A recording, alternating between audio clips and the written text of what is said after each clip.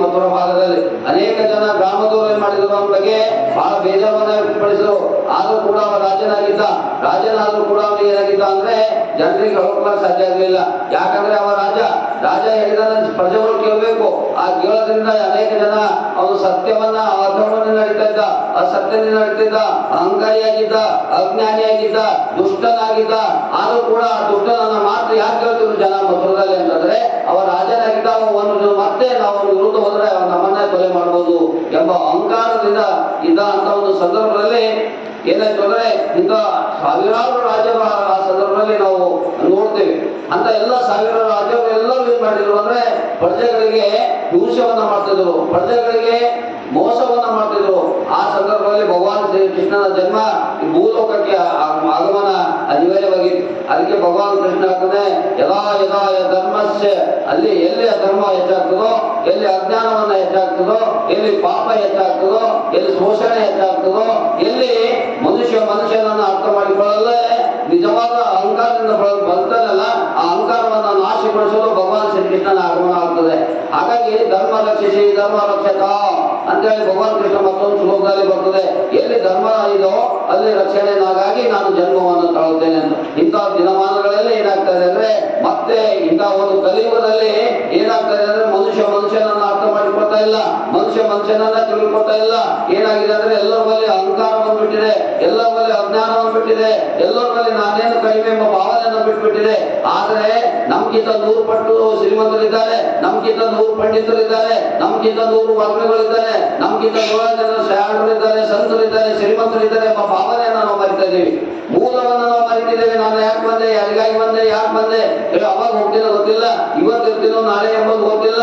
ಆದ್ರೆ ನಮ್ಮ ಅಹಂಕಾರವನ್ನ ಏನಾಗ್ತದೆ ಅಂದ್ರೆ ಅದು ಶಿಕಾರಕ್ಕೆ ಹೋಗ್ತದೆ. ಅದಕ್ಕಾಗಿ ಆ ಶಿಕಾರಕ್ಕೆ ಹೋಗೋಕ್ಕಿಂತ ಅವನ್ನ ನಾಶಗೊಳಿಸಲಿಕ್ಕೆ ಭಗವಾನ್ ಕೃಷ್ಣ ಭೂಮಿಯಲ್ಲಿ ಬಂದಿದ್ದಾನೆ. ಹಾಗೆ ಮತ್ತೆ ಏನಾಗಬೇಕಾಗಿದೆ ಇವತ್ತು ಕಲಿಯುಗದಲ್ಲಿ ಮತ್ತೆ ಭಕ್ತೊಬ್ಬನಿಗೆ ಏನಾಗಿದೆ ಅಂದ್ರೆ ನಾನೇ ಶ್ರೇಷ್ಠ ಎಂಬ ಭಾವನೆಯಿಂದ ಆ ಧರ್ಮದನ್ನೇ ಮಹತ್ವವನ್ನು ಕೊಟ್ಟು ಧರ್ಮವನ್ನು ಮರೆತಿದ್ದಾನೆ. ಆ ಧರ್ಮದ ಕಲ್ಯಾಣಕ್ಕಾಗಿ, ಧರ್ಮದ ರಕ್ಷಣೆಗಾಗಿ, ಧರ್ಮದ ಉಳಿವಿಗಾಗಿ, ಸತ್ಯದಕ್ಕಾಗಿ ಭಗವಾನ್ ಕೃಷ್ಣನ ಆಗಮನ ಮತ್ತೆ ಭೂಲೋಕಕ್ಕೆ ಅನಿವಾರ್ಯ ಆಗಿದೆ ಈ ಸಂದರ್ಭದಲ್ಲಿ.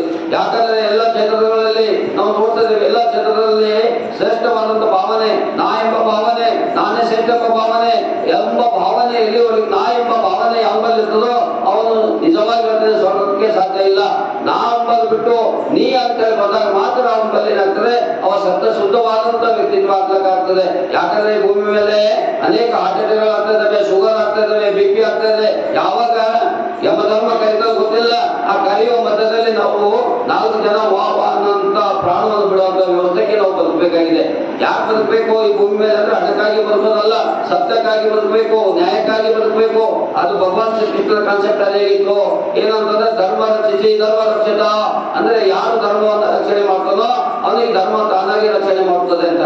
ಯಾರು ಪ್ರಾಮಾಣಿಕನಾಗಿದ್ದಾನೋ, ಯಾರು सत्यवंतनागिದ್ದಾನೋ, ಯಾರು ಸತ್ಯ ಶುದ್ಧವಾದಂತ अत्यंत जिसका मन पवित्र रहता है वहाँ भगवान रहता है, जिसका मन पवित्र नहीं रहता है उसका पास भगवान कोई धर्म का रहने दो, वो सारे धर्म में रहने दो, मगर उसके घर में भी भगवान रहता, उसका मन भी पवित्र नहीं रहता है, उसका पवित्र न रहता है तो भगवान उसको कभी जीवन में मिलता भी नहीं. उसको पैसे मिले होगा मगर भगवान नहीं मिलता. मौत के टाइम पैसे नहीं आता, भगवान के साथ उसके साथ आते, वो हम भूल जा रहे हैं.